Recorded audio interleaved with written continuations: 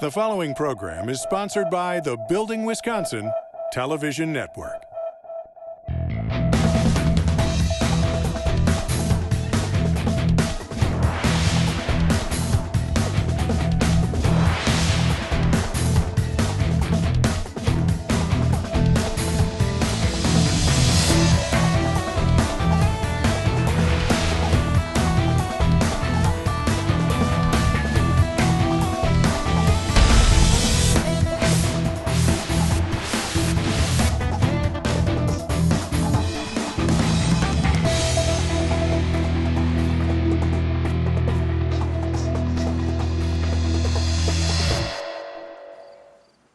Welcome to another project here on Building Wisconsin. I'm Stuart Keith.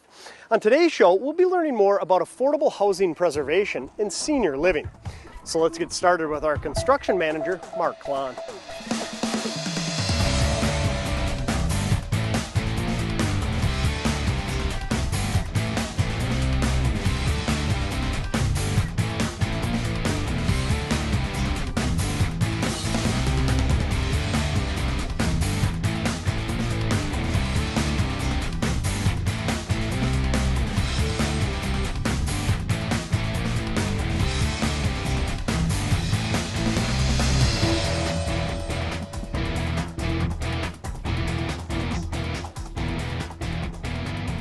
Oh, Mark, it's a beautiful early fall day, and at first glance, this appears to be a very pleasant senior community. It is. This is called Woodview Park in the city of Delavan, Wisconsin. You know, this is a senior living building.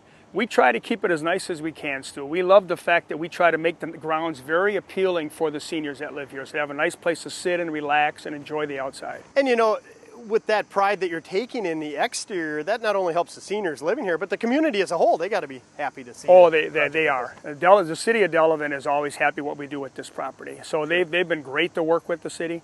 And you know, you say this is in Delavan, and this is just one of many projects throughout the state and beyond that you're working on, not just in big cities. It is. It just continues. We are constantly doing rehab on these. This particular one here, Stu, is not only the 69-unit, one-bedroom apartment for seniors, it also has two other added to Woodview Park, which is a 16-unit building. That's a family building, so that's one bedrooms and two bedrooms. And then around the cul-de-sac is another townhouse building with 6 units of family living, and that's 3 bedrooms, 1 bathroom units in there, all belonging to Woodview Park. Is it important, in your opinion, to have senior housing that close to family housing next to townhouses and in a community like this? We think it's very important. We love the fact that the seniors and families can mix because they could have relatives here, or there could be a time in the family that they need to move away from the family unit and into a smaller unit.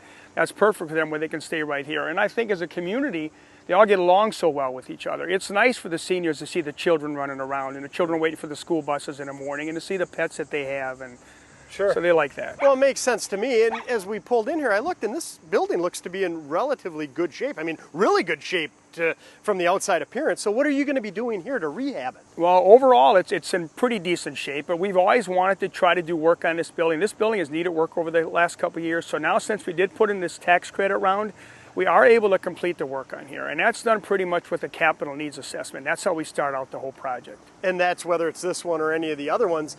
I know we've covered it in previous shows, but I always have a difficult time getting my head around that capital needs assessment. And that really starts the project. So let's expound on that a little bit. It is. The capital needs assessment is very important to the project because the way it works is you're going by the expected useful life of the product in the building. So that's done through age, and then you're also looking at the condition of the projects, which these buildings are roughly 35, 36 years old. And most of the stuff inside the building and some of the stuff outside the building, the exterior is original to the building.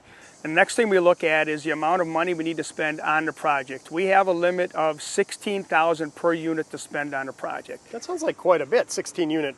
It does fix up the interior of a project. It does sound it, but that's what everybody thinks. It's the interior, but that's the overall project. So that's the asphalt parking lots. That's the amount of concrete. That's the roofs, the windows, the soffit, the fascia, the gutters, all the painting to the common area, all the corridors to the common area, the unit's appliances, the cabinets, the toilets, everything you have to do in that project too. So $16,000 Goes pretty fast too when you put all that on there. Yeah, I thought that sounded like a lot, but you start naming off everything inside, outside, just a parking lot alone, that's several $1,000s. You spread that out over the units, you're eating into that $16,000 budget considerably before you even start on cabinets inside. We are, you know, and the other thing is, you know the property can do it in the credit, but you know the property can't afford to do it in the next 15 years, and that's how long usually these credits work. So you have to know right from the beginning that some of these things you have to replace even though you might think they're going to last longer. So if they can't afford it down the road, you have to try to put it into credit now, because things that are large, like a roof, like windows, they can't afford to do that in the next 15 years. So we need to do it within the credit. So that tells you what you're going to do on here too.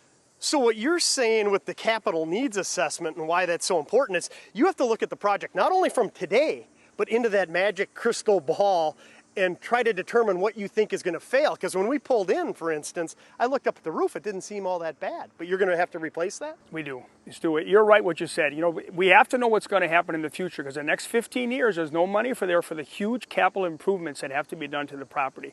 The roof is probably the biggest capital improvement on this property, and we know it's going to go. So it probably has 4 to 6 more years on there, and it doesn't look that bad. But if you look in some areas, the roof is really beat up, such as here. You see some above there. Plus, if you walk the roof, you see a lot of tabs have no more take. You can actually pull the take up. So that means that if a high wind could blow off a lot of these tabs. So the take on the roof is already gone. You can actually pull it up. So you have a window of opportunity with these tax credits to work, and you really have to be a good assessor of the products that have built this building and see what's going to be needed to be replaced after 15 years. So it's obvious that the roof is a very big ticket item. You also mentioned that the sidewalks were being repaired as well as the asphalt parking lots? Yep, that all has to be included, Stu, because we want to make sure the concrete has to be done for the tenants to be able to walk safely throughout the property. So if we have damaged concrete, we're going to replace it. They're not going to be able to do that every year.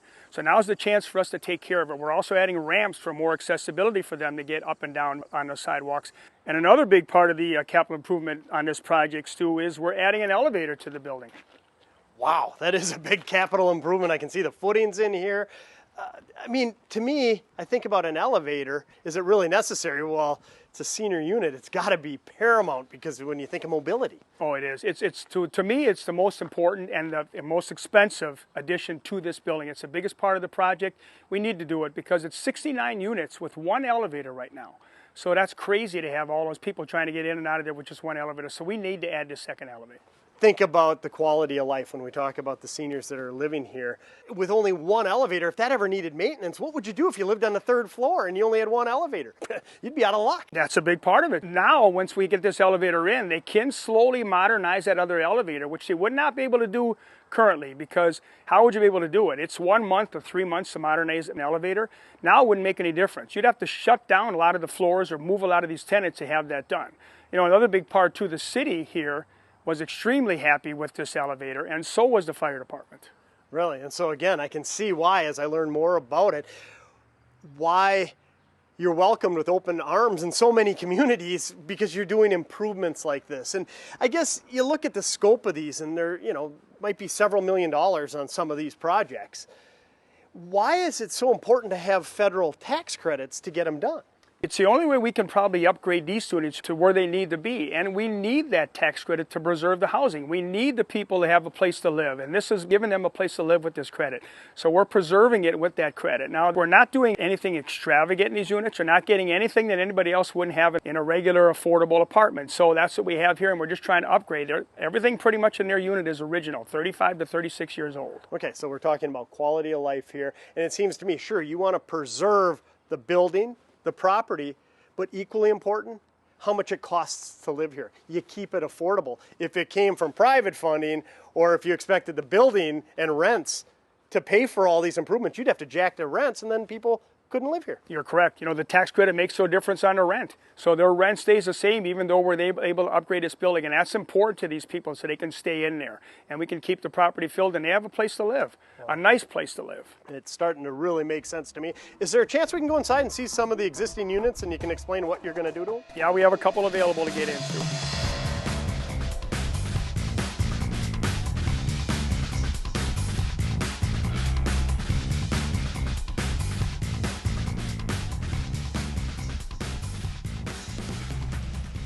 This is a typical unit that we're working in. This is a 1-bedroom, 1-bath unit. Okay, now we talked about the outside. They had $16,000 per unit to do, and that included the outside improvements, the inside improvements. Is a kitchen typically the biggest ticket item inside? It is, and they're outdated units, so we need to replace them. So that's why we're going after the kitchens as the most important thing in the unit. Okay, now to me, coming in here, it looks to be about 35 years old, like you said, just by the style of the cabinets. And of course, like you mentioned outside, you're looking 15 years out. So just because they look okay now, they're 35-year-old cabinets.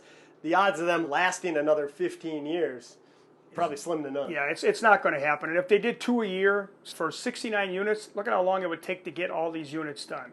So we're doing them now. It's something we can afford to do in the credit, but the property cannot afford to do on a year-to-year basis. Okay, so that pretty much takes care of the kitchen. What about the bathroom? You doing any improvements there? Well, the bathroom we are. The small changes in there too. The cabinets will be replaced. The vanity cabinet, the culture marble top will be replaced, along with the trap, the faucet, the lines will all be replaced too, and then the toilets. The toilets are important for us because we're making all the units more senior friendly, so we're all given higher toilets, easier for them to get off and on. So it's very important for them for that. So every unit will have new toilets. Hey, and in my opinion, we're all going to be there someday as far as senior living, and let's make the quality of life as good as possible. I mean, they all deserve it, that's for sure. So I really appreciate what's going on. But what blows my mind is that if this is like your other projects, you're able to do it in a limited amount of time. Yeah. It's important. You know, the contractors know that coming in, and we have very good subcontractors. When they start on a project and they let the tenant know they're going to be in here, they clean out the cabinets, the tenants have them cleaned out for us, or sometimes we help them. 7 hours, we have everything demoed and everything put back in new. Yep, 7 hours, that's our time frame. So they come in, get it all done, and it's a brand new kitchen and bath in 7 hours. 7 hours. Well, I can't help but imagine the residents are going to love the improvements. They're going to look awesome when it's done. And after all, this helps the community because we want this building to last at least another 35 years. That's what we want, Sue. That's the reason we're doing it. They're going to be more durable than these right now, and we don't have to keep coming back to keep doing the maintenance. We're doing it right the first time, so everything will last them another 15 to 20 years. Well, it'll be exciting to see the transformation. We'll do that a little later in the show. Sounds good. In affordable housing, there's a basic acceptance that the person who's living there, when they pay the maximum rent that it is safe for them to pay, have probably not picked up all the costs of the housing. And housing costs are taken from operational cash, right? Here's your rent, we pay our expenses, our heating and everything else. But they have to include all the capitalized items, all of the reconstruction items, all of the new construction items. So it's when you put that whole package together that you begin to realize that somebody who can only afford $400 cannot probably pay the cost of any appropriate preservation. So now how do we cover that? We have a variety of programs. Some are direct cash that might come from certain grants and so forth. We have the Federal Home Loan Bank around the country will sometimes invest in affordable housing and great grants. We have something called home funds, community block grants, things like that. But we also do tax credits, which is a passive, if you will, non-cash way from the government's perspective of really investing in affordable housing. And it is the #1 way that we do it today. So in a tax credit is defined as a public-private partnership where the government says an opportunity to get a credit will be given to various investors, not just because they put the money in, but because they take the responsibility and use their professional expertise to make sure it's been done correctly and that they are monitoring the project. So now the government is a little bit off the hook for some skill sets that are hard for the government to have. And this combination, which seems to have worked best over the last 20 to 25 years, these credit programs, we call them the 9% credit, the 4% credit, now there's the historic tax credit, seem to have come up with the best way of getting private capital and a private-public partnership going and getting the most efficient results at the end of the day.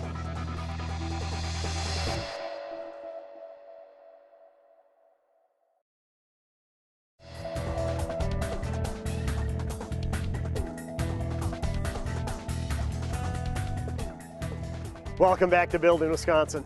I'm Stuart Keith. Now let's head inside and catch up with Steve Brightlow, who shed some light on some of the challenges that tradespeople are dealing with on a project like this.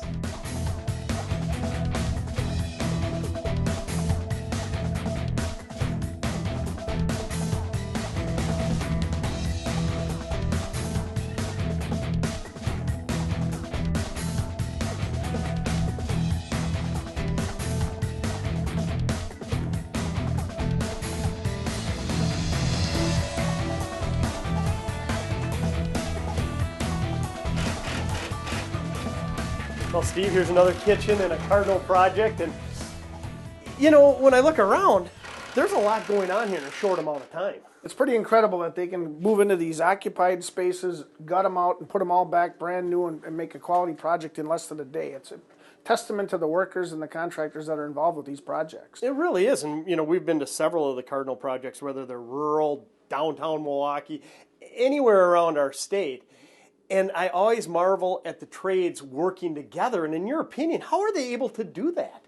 Well, you got to be experienced, well-trained. I mean, you just can't be your first job, walk in here and think, well, I'm just going to do this plumbing around in this small space with many other trades working here at the same time. It's got to be almost instinctive. You walk in, you know what everybody's going to do. You have the experience to follow up. You know this guy's got to do this, this, and this before I can do that, and I'll do this part, and then I may have to come back and do another part. And to choreograph that, that's why they're doing 4 or 5 of these units in a day, so they can kind of do a dance around each other and be able to, as professionals, install the product for the residents in these buildings. Yeah, and you know, when Mark in previous shows has told me it's been maybe 6 to 8 hours to do the complete demo to where it's a completely new kitchen or bathroom, it's just amazing, and you don't want to displace any of the residents. No, and I think it's also crucial that you have a developer that has great subs who are familiar with this kind of work, and they build that relationship. They don't want to get a different sub every time they walk into one of these projects, because again, you have to be choreographed, you have to have the experience and the knowledge of working in these projects, and be trained to hit, you know, you think it might be this way, but in the next project there might be something behind the wall you weren't expecting. It'll be a little bit different. There's always something a little different in each unit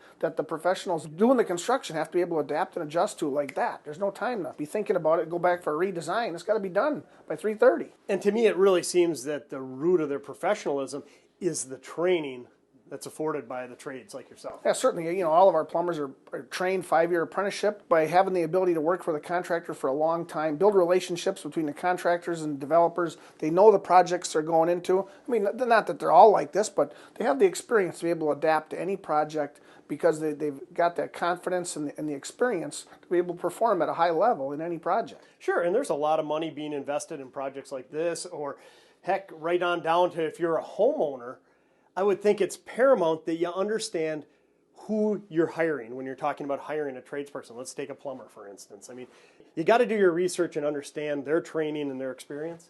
You research who your contractors are. Cardinal uses Alpine Plumbing because they know they can perform. They have that consistent workforce. They're guys that are highly skilled plumbers. They're all professional licensed plumbers, and they can tackle any job in here almost instinctive. You don't have time on a project like this to think about what am I going to do. You'll be able to walk in and say, I got to do this, I got to do that, I got to do that, and have all this be happening in your mind before it's even on the job. And you have 7 hours to remodel this kitchen, gut, replace. Those 7 hours have to be very high value hours, even though it's accomplished in a very short amount of time. That's an extreme return on investment to flip over 7 hours and have 30 years worth of life out of it. Obviously, Steve, a project like this or any of them around our state is a great benefit to the residents here. Mm-hmm. But another side benefit that we haven't touched on are these are great paying jobs for the tradespeople working on them. These are great jobs, and they're great jobs for highly skilled, well-compensated people. They're going to have a pension and health insurance. They have all of their workers' comp, unemployment. These are responsible subcontractors that are going to perform this job. And if you're going to use public dollars to renovate projects that are going to have a value for 30 years, it's nice to know that there's also good quality jobs that come along with this kind of development and public investment. And the thing I like about that are these are local plumbers. They're with Alpine Plumbing, a Wisconsin-based company. They get a very nice salary, but they're going to be spending those dollars back in our community. So it's a big circle there, but it benefits everybody. And again, there's some public money in this, but it's private contractors under private agreements that provide great wages and benefits that are also members of the society. And someday our workers on this job, mothers, grandfathers, or even themselves may be in a development like this. And it gives me a good feeling to know that we're investing in responsible developments with responsible contractors and using local professionals to do the work that are also part of the community so that we can have these kind of projects last for a long time in our communities.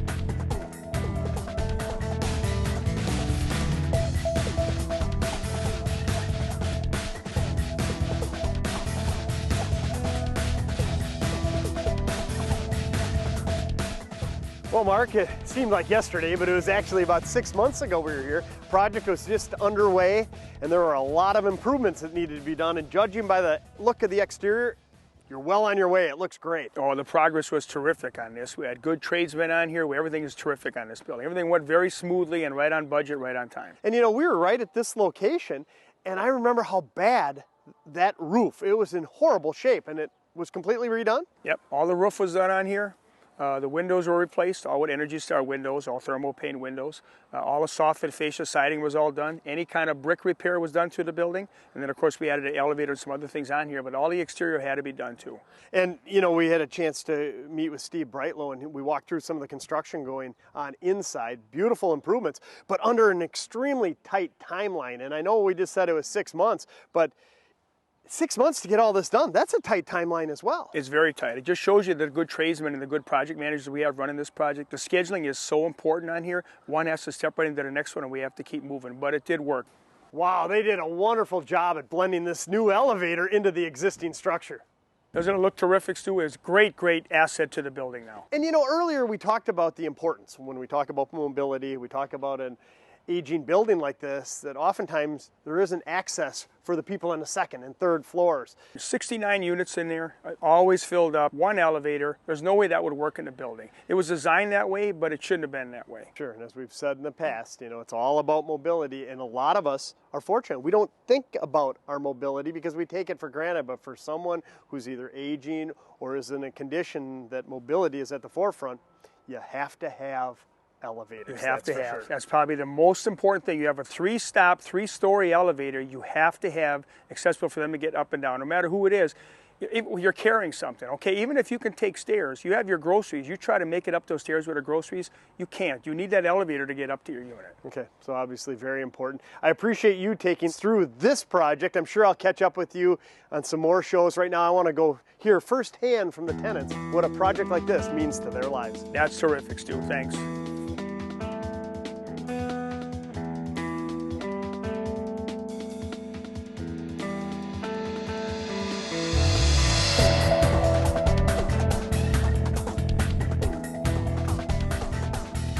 Hey Stu, this is my new kitchen. What do you think? Wow, what an improvement. You know, we had a chance to look about 6-8 months ago at this place. As I recall, the cabinets were much darker. Oh, it was so dark before. It was almost dingy. They were so old and dusting and falling apart. The new ones, it brightens it up so much nicer in here. Do you find that the kitchen is more functional for you? Absolutely. With the lower cabinet, I have a place for my medicine. The microwave fits on the counter nice in here. Nice new stove? I love the digital oven and the glass window in the oven. We didn't have that before. Do you use it quite a bit? Every week. Really? So you do a lot of baking? Yes, I do. And this looks to be a new refrigerator? I love it. I have a shelf in the freezer that I can put my chicken under and put my fish on the top. So Jim, how does the whole community here feel about the improvements on this building? Everybody's so excited, especially about the kitchens, because we spend so much time in the kitchen. They're just enthusiastic when they first started to work and being patient while they worked with us in the apartment yet. And they got it done very efficiently and clean. I can feel the joy in your voice as you're sharing it with us. And you know, Mark and I had a chance to look at the new elevator. How important was that for you? Very important. I mean, if we ever had to do repairs on the old elevator, which they do that every so often, they inspect it and they shut it down for a couple hours, I can always use the new elevator now. Sure, and from a day-to-day life up here on the third floor, does it help you when you go shopping and you come home? Absolutely. I carry my groceries up. I don't want to bring it up the stairs. Sure, nice. Well, you know, this is great to see the improvements, but it's even better to hear the joy in your voice. Thanks for giving us an opportunity to hear your story. Oh, I'm happy to have you here. It was really a pleasure.